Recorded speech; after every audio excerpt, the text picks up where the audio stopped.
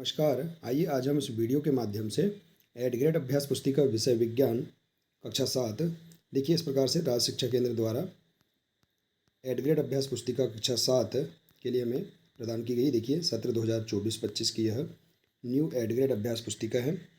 इसमें हम देखेंगे विषय वस्तु दी गई है। अध्याय 1 से लेकर अध्याय 13 तक सभी अध्याय दिए गए हैं। इन सभी अध्याय का संपूर्ण हल हम इस चैनल के माध्यम से आसानी से समझेंगे। तो आइए देखते हैं इस वीडियो के माध्यम से अध्याय 8 पादप में जनन, इसके सभी प्रश्नों के आंसर हम किस प्रकार से अपने विज्ञान की पाठ्यपुस्तक से पूर्ण कर सकते हैं। आइए आज हम इस वीडियो के माध्यम से समझेंगे। देखिए यदि आप इसी प्रकार से इसके आगे के अन्य सभी अध्याय का संपूर्ण हल आप समझना चाहते हैं तो आप हमारे इस चैनल से जुड़े रहिए और इस चैनल को सब्सक्राइब अवश्य कर लें, साथ ही बेल आइकन को प्रेस जरूर कर लें ताकि आने वाले नए वीडियो सबसे पहले आप तक पहुँचते रहेंगे। तो आइए देखते हैं अध्याय 8। इसमें दिया है पादप में जनन। देखिए इसमें पाठ के पूर्व की तैयारी है, इसे आप पढ़ सकते हैं। इसमें दिया है निम्नलिखित शब्द पर गोला लगाएं जिसके बीज आपने देखे हैं। तो आपने जिसके बीज देखे हैं इस पर आप गोला लगा सकते हैं। इसके बाद है आपने कुल कितने गोले लगाए इनकी संख्या लिख देंगे। उन शब्दों को लिखो जिस पर आपने गोला नहीं लगाया, तो इस प्रकार से हम यहाँ लिख सकते हैं। अब आइए देखते हैं प्रश्न पहला है वस्तुनिष्ठ प्रश्न। देखिए पहला प्रश्न है सही विकल्प चुनकर लिखिए। इसमें दिया है दिए गए जीवन चक्र में सही जीवन चक्र है। तो इसमें 4 ऑप्शन दिए, इनमें से आपको एक ऑप्शन सही बताना है। तो देखिए इसका राइट आंसर है बी नंबर का शिशु, किशोर, बच्चा और वयस्क। दूसरा है सजीवों में जीवन चक्र के सही पदक्रम को चुनकर लिखिए। तो इसका राइट आंसर देखिए डी नंबर का है जन्म, वृद्धि, प्रजनन और मृत्यु। तीसरा है निम्न में से कौन सा भाग पुष्प का नहीं है। तो इसका राइट आंसर है देखिए डी नंबर का केवल मूलांकुर, जो चौथा है इसका राइट आंसर है। इसके बाद देखिए अगला प्रश्न है इसी के अंतर्गत फूल का ऐसा कौन सा भाग है जो मनुष्यों के समान जनन प्रणाली की भूमिका निभाता है। तो इसका राइट आंसर है स्त्री केसर। इसके बाद अगला है कल्पना कीजिए कि आप पर परागण को बढ़ावा देने के लिए एक उद्यान बनाना चाहते हैं। पौधे लगाने की कौन सी रणनीति क्रॉस परागण की संभावना को अधिकतम करेगी। तो देखिए इसमें 4 ऑप्शन दिए, इसका राइट आंसर है बी नंबर का एक ही प्रजाति के फूलों को एक क्षेत्र में लगाना। तो इस प्रकार से आप सही विकल्प वाले प्रश्नों को हल कर सकते हैं। इसके बाद है प्रश्न दूसरा रिक्त स्थानों की पूर्ति कीजिए। इसमें ऑप्शन दिए गए हैं, इनसे आपको राइट आंसर करना है। देखिए पहला है परागकोश से फूल वर्तिकाग्र तक पराग के स्थानांतरण को परागण कहते हैं। स्पाइरोगायरा खंडन द्वारा अलैंगिक रूप से प्रजनन करता है। तीसरा है पौधों में निषेचन के बाद अंडाशय फूल या फल में परिवर्तित हो जाता है। चौथा है इसी में देखिए इष्ट कोशिकाओं से बाहर निकलने वाला छोटा बल्ब जैसा प्रवर्ध मुकुल कहलाता है।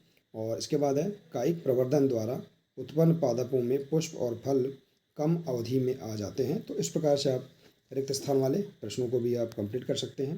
इसके बाद है लघु त्रिप्रश्न।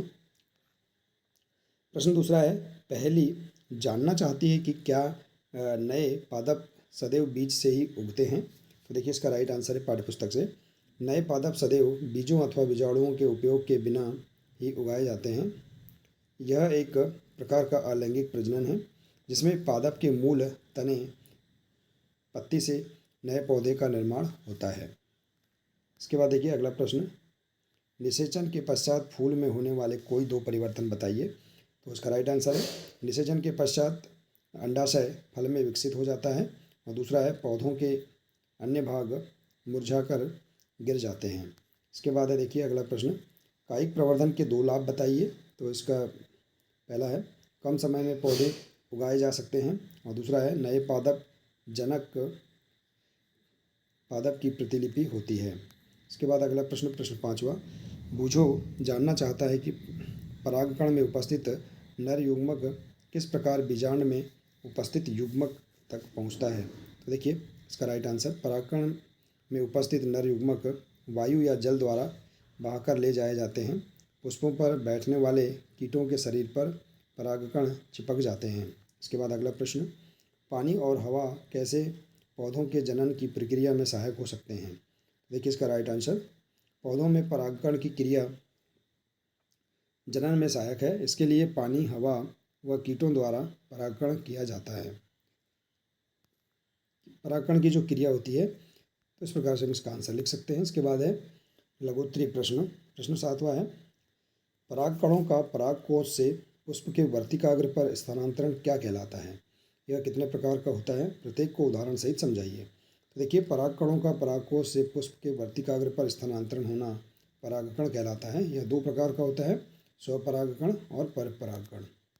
इसके बाद देखिए अगला प्रश्न है प्रश्न 8वां, एक विशेष पौधे में निषेचन की प्रक्रिया का विवरण दें और उसके महत्वपूर्ण चरणों को समझाइए। तो देखिए, नर तथा मादा युग्मकों के युग्मन या संयोग द्वारा बनी कोशिका युग्मनज कहलाती है। युग्मनज बनाने के लिए नर और मादा युग्मकों के युग्मन का प्रक्रम निषेचन कहलाता है और युग्मनज भ्रूण में विकसित होता है। इसके बाद अगला प्रश्न, कृषि या वन्य जंतु उत्पादन में परागकण का महत्व समझाइए। तो देखिए, परागकण एक अनिवार्य पारिस्थितिकी प्रणाली सेवा है जो वन्य पादप समुदायों के साथ साथ कृषि की उत्पादकता को बनाए रखने की दृष्टि से भी बहुत महत्वपूर्ण है। इसके बाद अगला प्रश्न देखिए प्रश्न 10वां, सरसों, गुड़हल, मक्का, खीरे, पपीता उपरोक्त पौधों के पुष्पों में से कौन कौन से पुष्प एक लिंगी होंगे और क्यों? तो देखिए इसका राइट आंसर, पपीता, खीरा एक लिंगी पुष्प होते हैं। इनमें केवल एक जनन संरचना या प्रणाली होती है, या तो नर या मादा। तो इस प्रकार से हम इसका आंसर लिख सकते हैं। इसके बाद देखिए अगला प्रश्न है प्रश्न 11वां, बूझों ने एक आलू लेकर उसके 4 टुकड़े करके गमलों में मिट्टी में दबा दिया, नियमित पानी दिया। कुछ दिनों बाद 3 गमले में आलू के अंकुरण से नवीन पौधा बना, परंतु चौथे गमले में अंकुरण नहीं हुआ, क्यों? कारण स्पष्ट कीजिए। तो देखिए इसका आंसर, पादप की पत्ती या जड़ आर्द्र मृदा पर गिर जाए तो प्रत्येक कलिका नए पादप को जन्म दे सकती है। पौधे में जनन कायिक प्रवर्धन विधि से होता है, अतः चौथे गमले में आर्द्रता या नमी न होने के कारण अंकुरण नहीं होगा। इसके बाद है दीर्घोत्तरी प्रश्न, इष्ट में जनन को चित्र द्वारा स्पष्ट कीजिए। तो देखिए इसका चित्र आप अपनी पाठ्य पुस्तक से बना सकते हैं। देखिए इस प्रकार से चित्र 8.5 इष्ट में मुकुलन द्वारा जनन, इसका चित्र आप अपने विज्ञान की पाठ्य पुस्तक से आसानी से बना सकते हैं। और इसके बारे में देखिए, इष्ट कोशिका से बाहर निकलने वाला छोटा बल्ब जैसा प्रवर्ध मुकुल या कली कहलाता है। मुकुल क्रमशः वृद्धि करता है और जनक कोशिका से इसके बाद देखिए, मुकुल क्रमशः वृद्धि करता है और जनक कोशिका से विलग होकर नई इष्ट कोशिका बनाता है। नई इष्ट कोशिका विकसित होकर परिपक्व हो जाती है और फिर नई इष्ट कोशिकाएं बनाती हैं। देखिए इस प्रकार से आप यहाँ से लिख सकते हैं अपनी पाठ्य पुस्तक से। इसके बाद देखिए अगला प्रश्न है, पौधों में जनन की प्रक्रिया में फूल के प्रत्येक भाग की भूमिका का वर्णन कीजिए। तो देखिए यहाँ पर दिया है, पुंकेसर यह पुष्प का नर भाग होता है, स्त्रीकेसर यह पुष्प का मादा भाग होता है, वर्तिका इसका उद्देश्य नर युग्मक को अंडाशय तक पहुंचाना है और वर्तिकाग्र इसके द्वारा परागकण की पराग नलिका बीजांड तक पहुंचाती है। तो इस प्रकार से हम देखिए इसके बारे में लिख सकते हैं। इसके बाद देखिए अगला क्वेश्चन है, निम्न बीजों का प्रकीर्णन किस प्रकार होता है? प्रत्येक को विस्तार पूर्वक समझाइए। तो देखिए, मैपिल बीजों का प्रकीर्णन पवन, जल और जंतुओं द्वारा होता है। इसके बाद है मदार या आक के रोम युक्त बीज पवन के साथ उड़कर या हवा के साथ उड़कर सुदूर स्थानों तक चले जाते हैं। इसके बाद है कांटेदार बीज या कटंकी, इन बीजों का प्रकीर्णन जंतुओं द्वारा होता है। और इसके बाद है जैंथियम, इनका प्रकीर्णन जंतुओं के शरीर से चिपक जाने से होता है। तो इस प्रकार से हम इस क्वेश्चन का आंसर लिख सकते हैं।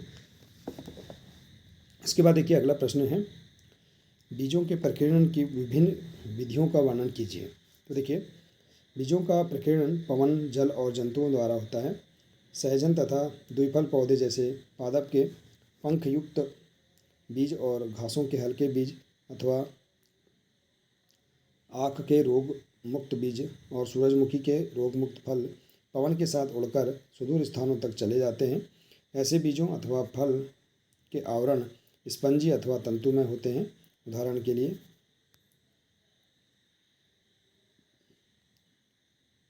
देखिए यहाँ दिया है नारियल, तो इस प्रकार से हम यहाँ पर इसका उदाहरण भी बता सकते हैं। इसके बाद देखिए अगला है प्रोजेक्ट कार्य दिया है। इस प्रोजेक्ट कार्य को हम किस प्रकार से पूर्ण करेंगे, आइए हम समझते हैं। देखिए किसी गुलाब के पौधे में से उसके तने को पर्व संधि से काटकर एक गमले में लगाइए तथा उस कमल में होने वाले उस कलम में देखिए हम स्टूडेंट है, उस कलम में होने वाले परिवर्तनों को निम्न तालिका में लिखिए। तो देखिए समय और होने वाला परिवर्तन 5 दिनों बाद इसमें क्या परिवर्तन हुआ, पर्व संधि का निकलना, 15 दिनों बाद कलिका का निकलना, 1 महीने के पश्चात कली बनने का आरंभ होना और 3 महीने पश्चात गुलाब के पुष्प का खिलना। तो इस प्रकार से हम इस प्रोजेक्ट कार्य को पूर्ण कर सकते हैं। इसके बाद है प्रोजेक्ट कार्य 2। इसमें प्रश्न है अपने घरों से अलग अलग प्रकार के बीजों को छोटे छोटे पैकेटों में एकत्र कीजिए एवं नाम लिखिए। बताइए ये घरों में किस काम आते हैं। जैसे बीज का नाम और बीज का घरों में उपयोग, जैसे तुलसी ज़मीन में बोकर उगाकर काढ़ा बनाने में इसका उपयोग होता है, आम इसका चूर्ण बनाने में, और बेल औषधि बनाने में। तो इस प्रकार से देखिए हम और भी अन्य बीजों के नाम लिखकर अपने अनुसार इस प्रोजेक्ट कार्यों को पूर्ण कर सकते हैं। तो देखिए इस प्रकार से हम इस अध्याय के सभी प्रश्नों के आंसर आसानी से अपनी पाठ्य पुस्तक से खोजकर इन्हें लिख सकते हैं। आशा है कि आपको इस अध्याय के सभी प्रश्नों के आंसर समझ में आ गए होंगे। देखिए यदि जानकारी अच्छी लगी हो तो प्लीज़ इसे अधिक से अधिक शेयर करें, वीडियो को लाइक करें और इसी प्रकार से इसके आगे के अन्य सभी अध्याय का संपूर्ण हल समझने के लिए आप हमारे इस चैनल से जुड़े रहिए। मिलते हैं इसी प्रकार से इसके आगे के अगले नए वीडियो के साथ। नमस्कार।